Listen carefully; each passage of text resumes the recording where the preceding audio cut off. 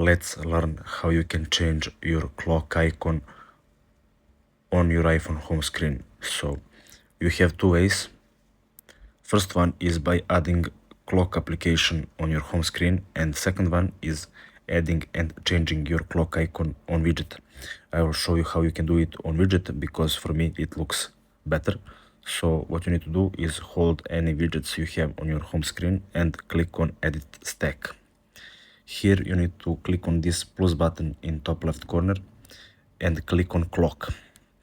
Before you add your clock, you have few things, few clock icons that you can choose between. So you have city 1, city 2, city 3, clock 3, city digital, and here you can just click on add widget.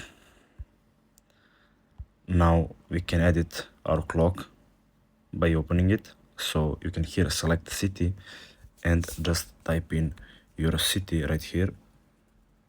Before we save it, now go back, and as you can see here, your clock is added and changed icon and look. So that's it. Thanks for watching and see you in the next video.